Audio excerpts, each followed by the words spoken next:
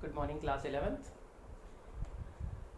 In the previous lecture, we have discussed about some calculations of Bohr model of atom. Today, we are going to discuss about the changement और आप कह सकते हो the modifications over the formula, जिससे हमने spectrum का एक formula निकाला. तो बहुत ध्यान से समझिएगा कि क्या हम चेंजमेंट या किस तरीके से हम मॉडिफिकेशन करेंगे. कल हमने एनर्जी निकालने का एक फॉर्मूला पढ़ा था कि अगर आप nth ऑर्बिटल में एनर्जी निकालना चाहते हो तो फॉर्मूला है -13.6 z square over n square.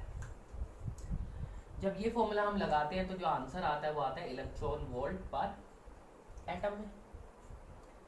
अब देखिए बहुत ध्यान से समझिएगा, अगर ये न्यूक्लियस है, ये फर्स्ट ऑर्बिट है, ये सेकंड ऑर्बिट है, ये थर्ड ऑर्बिट है और ये फोर्थ ऑर्बिट है.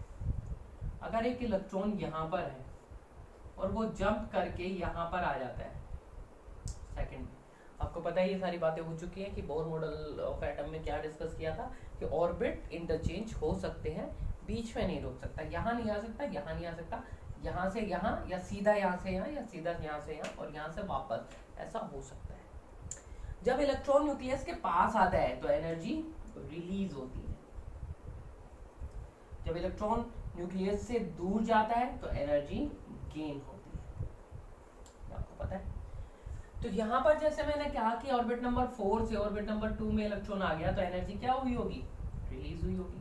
तो वो एनर्जी कितनी रिलीज होगी वो हम निकालेंगे यहाँ से कि एनर्जी मान लेता हूँ फोर्थ ऑर्बिट में इतनी है और एनर्जी सेकंड ऑर्बिट में इतनी है, तो रिलीज कितनी होगी, चेंज इन एनर्जी, इन दोनों के बीच में जो डिफरेंस होगा एनर्जी 4 माइनस एनर्जी 2, या अगर अपन देखा जाए मैथमेटिकली तो फाइनल माइनस इनिशियल, की फाइनली किस में पहुंचा, सेकंड ऑर्बिट में, इनिशियली वो कहाँ था, फोर्थ ऑर्बिट में. तो दोनों का अगर हमने डिफरेंस निकाल लिया तो we get change in energy. तो चेंज इन एनर्जी आपके लिए बड़ा सिंपल हो गया कि फाइनल जिसमें जाएगा तो उसे बोल देता हूं N1 और इनिशियल जिसमें था उसे बोल देता हूं N2. तो ये हो गया चेंज इन एनर्जी. अब जब इन दोनों के फॉर्मूले को हम माइनस करेंगे तो 13.6 को कॉमन आ ही जाएगा, तो सीधा सीधा आपके पास फॉर्मूला आ जाएगा change in energy. Change in energy वो एनर्जी है जो एनर्जी रिलीज या गेन होगी. तो कभी भी आपको क्वेश्चन में रिलीज या गेन निकालने के लिए आए आप चेंज इन एनर्जी निकाल दो. तो फॉर्मूला क्या होने वाला है 13.6 1 अपॉन n1 का स्क्वायर माइनस 1 अपॉन n2 का square into Z square. Answer किस में आएगा, इलेक्ट्रॉन वोल्ट पर एटम में. बहुत इंपॉर्टेंट फॉर्मूला है. यहाँ पर n1 क्या है और n2 क्या है. n2 वो नंबर ऑफ ऑर्बिट है जिससे इलेक्ट्रॉन ने जंप करना स्टार्ट किया था, इसका मतलब इनिशियल लिख देते हैं, इनिशियल ऑर्बिट. n1 क्या है, जिसमें इलेक्ट्रॉन पहुंच गया, फाइनल ऑर्बिट. तो इनिशियल 2 है, फाइनल 1 है. यहाँ पर आप वैल्यू पुट करेंगे and you get the release in energy.